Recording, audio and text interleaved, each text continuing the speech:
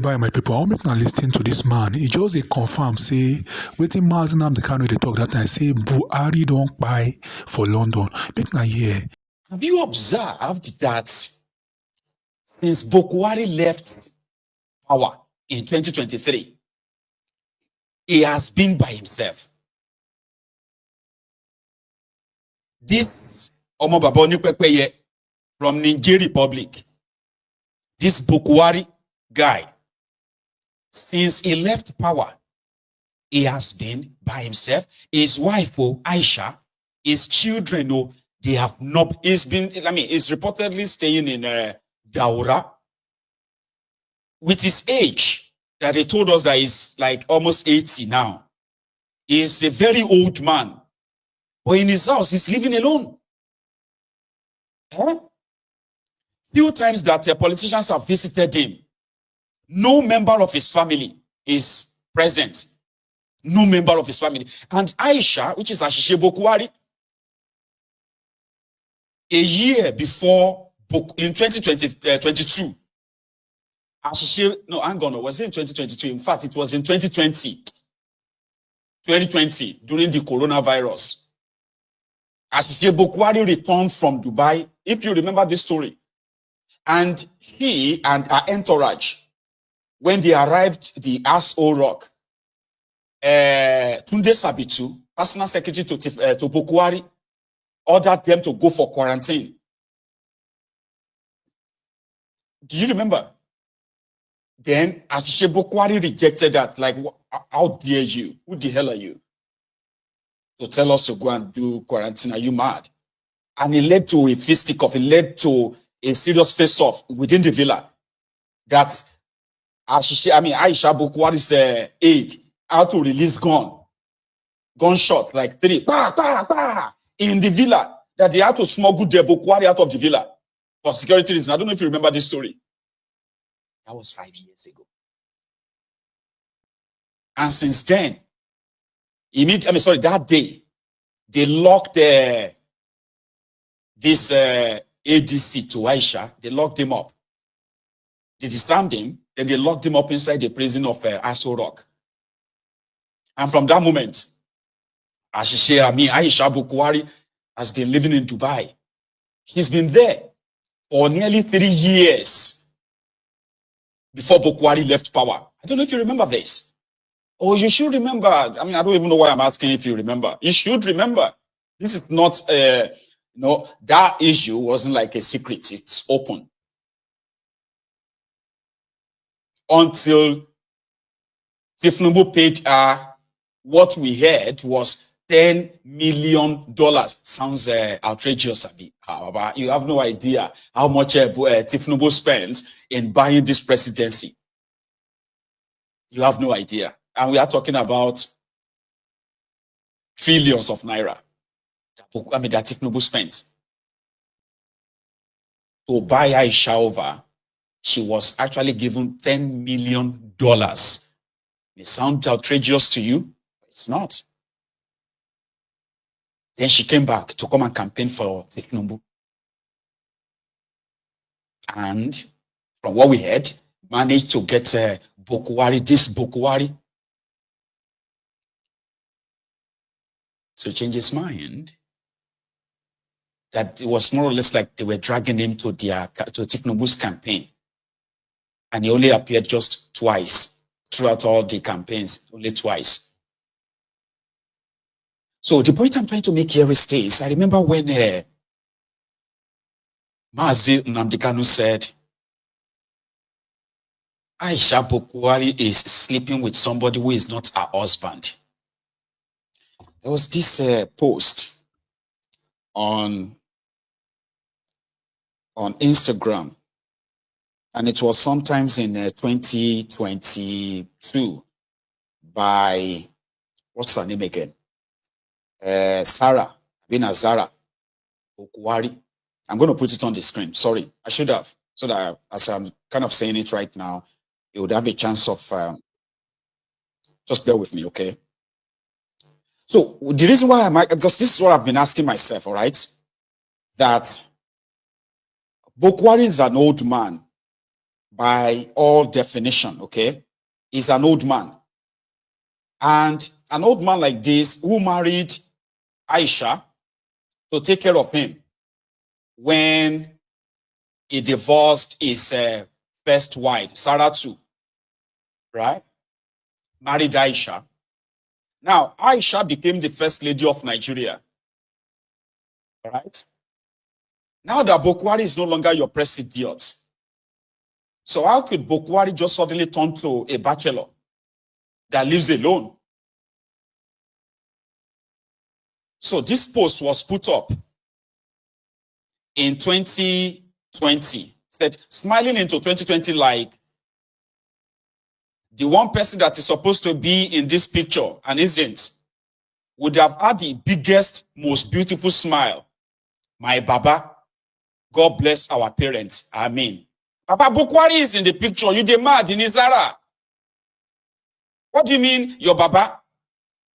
The one person that is supposed to be in this picture and isn't, that is not, would have had the biggest, most beautiful smile. My Baba, God bless our parents.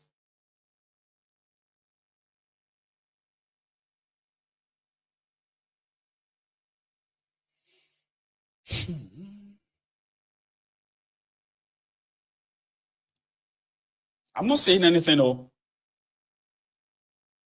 And again, I am not insinuating anything. And I'm not expecting a direct answer from anybody. I just wanted to go and think about it. Prince Jejeman will say, one day they are going to tell you that Buhari is dead. And that will be the end of it.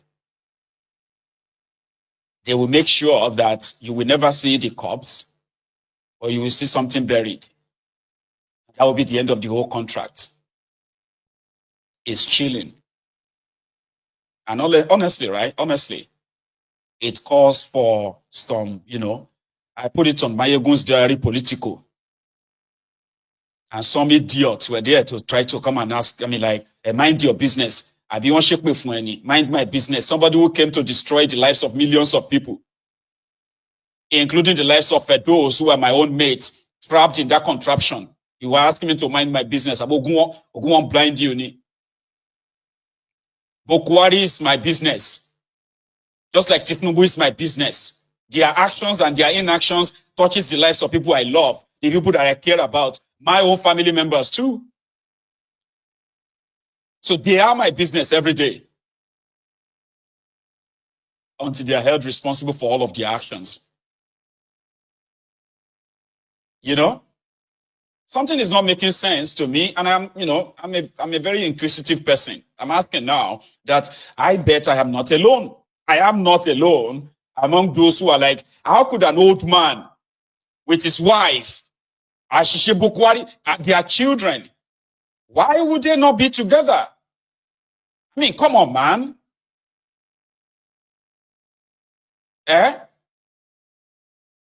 He's now living alone. They said, oh, Ashishe Buhari is living in Abuja.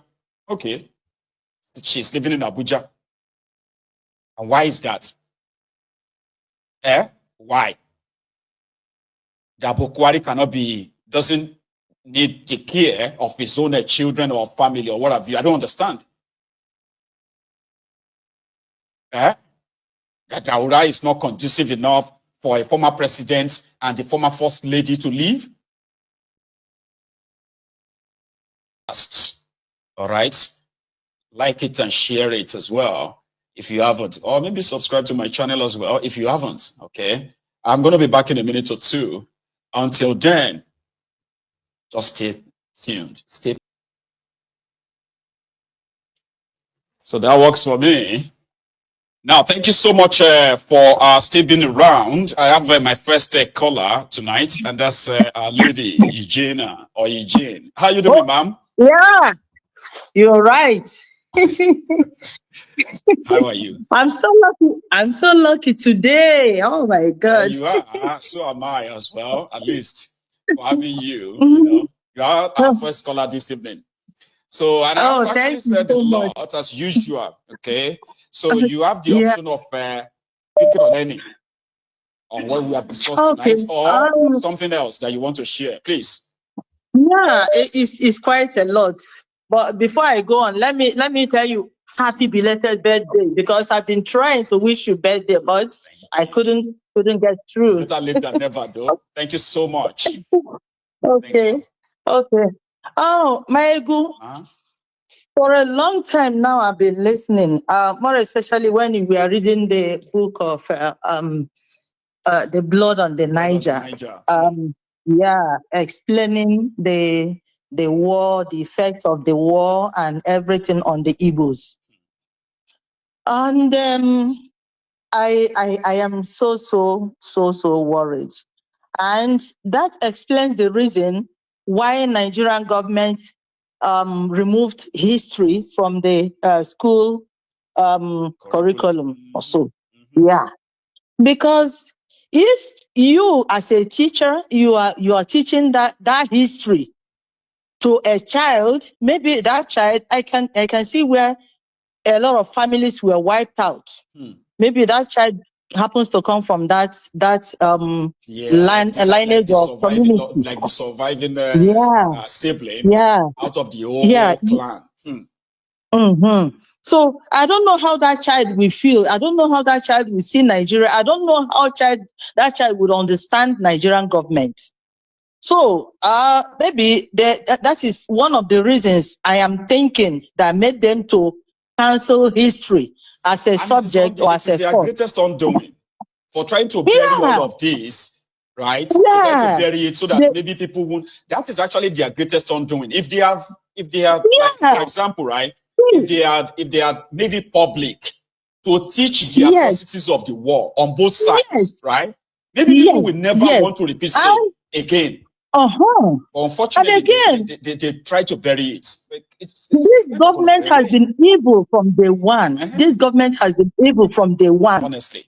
Saying that they refuse to apologize, and they refuse to accept the evil that they kept on doing. They refuse so.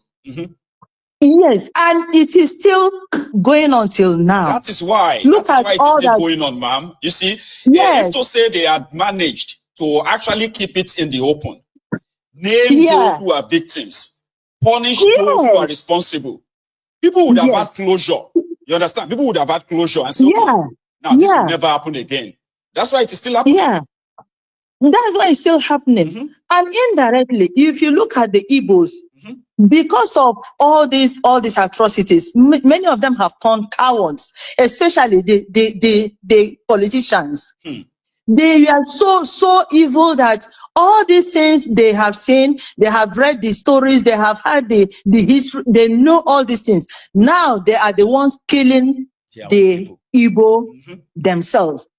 Look at what is going on in Anambra State. When I heard that Soludom, that he tried to organize what he called Udoga, I know that that's another means of hunting down the Igbos. If not, if that Ebubago, they see it as a security outfit, why not continue with that? Why not keep on working with that? Why not make that one a system that will safeguard the lives and property of the Igbos? Because the intention was not to protect the Igbos. The intention of the Biagu was to hunt down the suspected political threats, in which IPOB is one. Now look at what Soludo is doing. Him and Hope Osodimba, they are now competing who will surpass each other by introducing all these deadly outfits, so to say. Militias. So all these things. Now look at what happened in Ebonyi State. There is a governor there. There are personnel there that are called themselves government. They were there. The people were slaughtered. The military came in and told them not to do anything. Take everything they have to secure themselves. Then they came in and killed them. And yet we have people who call themselves governors, who call themselves people in authority, this and that. So when will the Igbos be free?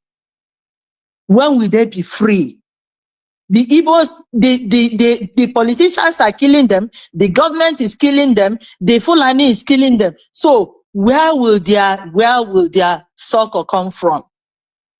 So all these things that is happening, though, whenever anybody that rises up to talk about to talk for the Igbos, look at Mazi.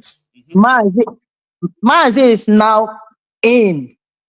And the Igbos are the ones working against his release. That's right. So I don't really know. I don't really know where we are heading to. I don't know where our savior will come from. But I believe that one day, something will happen. You see, Something will happen. there's something about putting some of this stuff in public. Okay.